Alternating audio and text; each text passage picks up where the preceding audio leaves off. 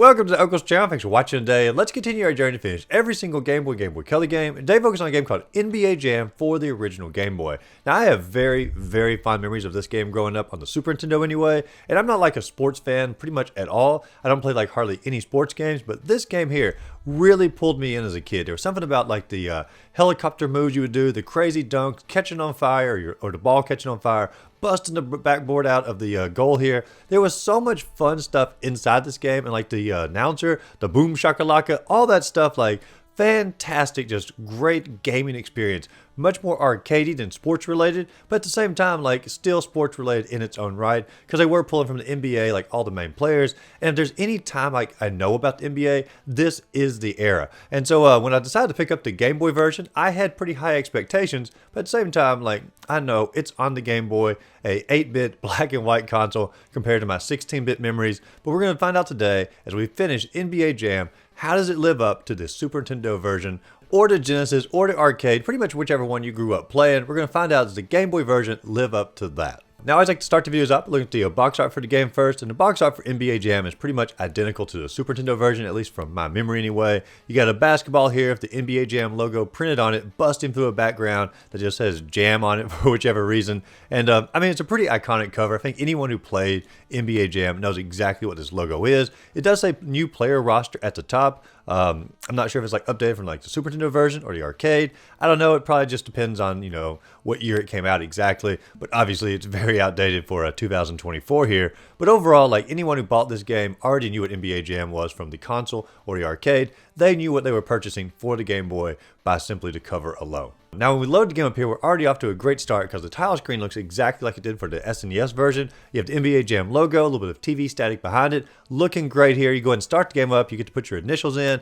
I put OGL just simply because it's closest to Ogles here. And there is a password system if you want to keep up with like how many wins and losses that you've had or how many teams you've beaten inside the game. But for our purposes here, in order to consider finishing the game, it's simply winning one match according to like long plays online. And so we're going to go through one entire match here, or at least until I win an entire game. But in order to win a game, we do have to pick our team first. And as you're going through here, like this is the all-star era of basketball. I know Michael Jordan is missing here for whichever reason. He should be in the game. Maybe his like license weren't, you know, done correctly for the game, or he didn't want to be part of it. But pretty much all the other all-stars are here. You have Alonzo Mourning, you have Scottie Pippen, you have Patrick Ewing, and pretty much everybody's here. All their portraits look fantastic, at least for the Game Boy graphic-wise. Pretty much on par for the SNES, missing some of the jersey colors and things like that. But I always pick the exact same team anytime I ever play NBA Jam, and I always pick the Utah Jazz because I always like the combo of Karl Malone, the mailman, and Jonathan Stockton here. Because Karl Malone was fantastic at doing dunks inside the game, and Jonathan Stockton was fantastic at the three-pointers.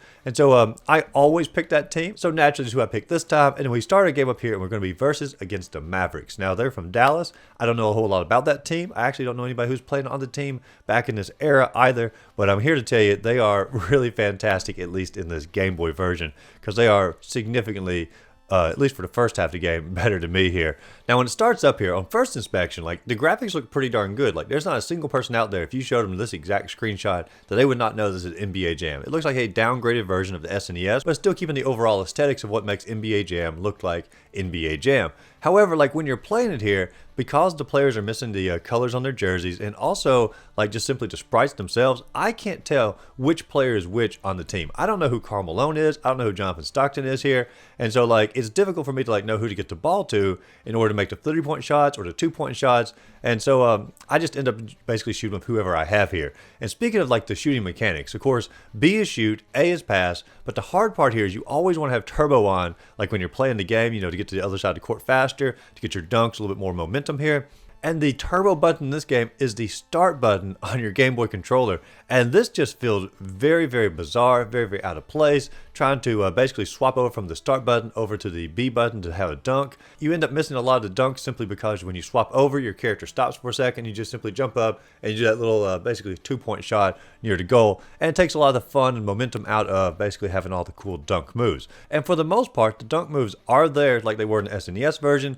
there are just simply not as many different animations for it. And so don't expect to get like, the fly high helicopter going way off the screen and coming down and dunking it. You're going to get some of the cool dunks, but you're not going to get all of them inside the game. But in the first quarter here, I'll admit I was struggling. The final score for the first quarter is 12-15. I'm down by 30 points. And when we come back for the second quarter, I actually sort of buckle down and try a little bit harder in the game, but it sort of backfires on me. And I end up being down by 6 points at the close of the second quarter because like they are experts at stealing the ball. I tried very, very hard to understand the mechanics of stealing the ball. I know it's the guard mechanics or the shove mechanic. NBA Jam has almost like no foul rules to a degree, but I could never steal the ball as effectively as they were. I could just be running like around them or like in front of them, and they would just grab the ball and go straight for a shot. I had a very tough time just simply navigating the court around them to get the ball over to my goal. Now, when you get to the halftime report here, my score is now 24-31. I'm down by 6 points, so I'm still not doing very good in the game. And the halftime report is very similar to like the SNES version. You have a video of one of the Chicago Bulls players sort of come up to the camera. Now, in the Game Boy, you're going to get rid of the video, but it's still going to be a still image of that exact same screen. And so you're going to get the same feeling or aesthetic as the SNES version for it. You're also going to get like a little halftime update as far as like what your player stats are before you head on into the second quarter here.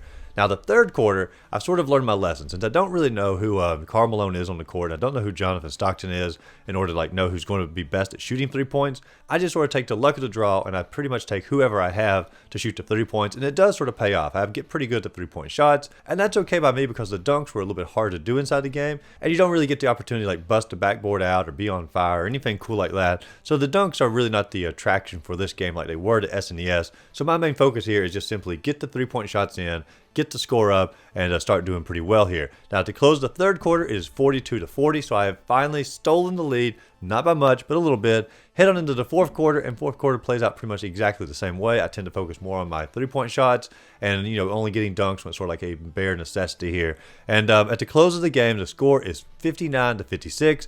I do officially win the game here, not by a lot. I mean, like literally like one shot away from them, and they would have tied the game up. Now, when you finish the game, it does sort of break down like which characters had the most points. And it shows that Karl Malone got way more points than Jonathan Stockton. Even like the 3-point shots, I thought I was taking with Stockton. It was actually Karl Malone. And so Stockton was a nearly worthless member on the team. And I feel like if I could have told the players apart a little bit better throughout the game, I probably could have, figured out who I wanted to have the ball for the 3-point shots.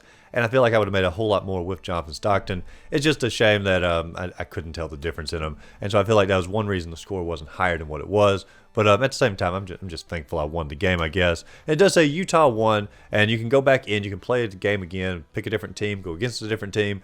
And you can, if you want to, do like a completionist run of this and go against every single team in the game. But as far as our point here, it does say Utah won. We've beaten the game as far as playing a team all the way through.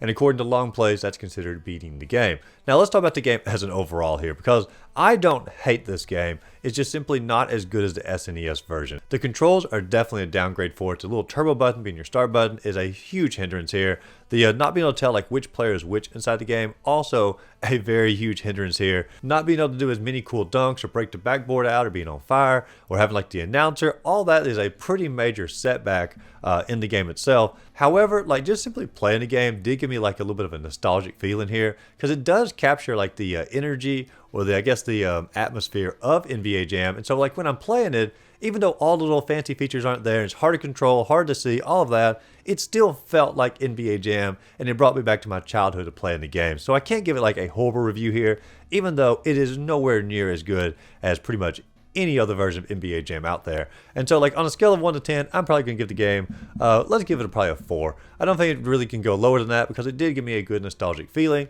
but it can't go higher than that because there's just so many flaws inside the game itself. And if you're going to play NBA Jam, there are so many better versions of the game to play out there. Now, like I said, there are like at least 3 other NBA Jams on the Game Boy, Game Boy Color, and they are going to vary a little bit as far as like what the game includes. I think the Tournament Edition will be pretty similar to this one, but the Game Boy Color ones are going to mix the gameplay up quite a bit as far as like different game modes, such as that. We'll cover those games eventually one way or another in the upcoming years on this particular challenge here. But if you enjoyed this video, be sure to like and subscribe to the channel. Check out my other videos listed up above. As always, go out there, find a great game to play. Simply have a great rest of the day.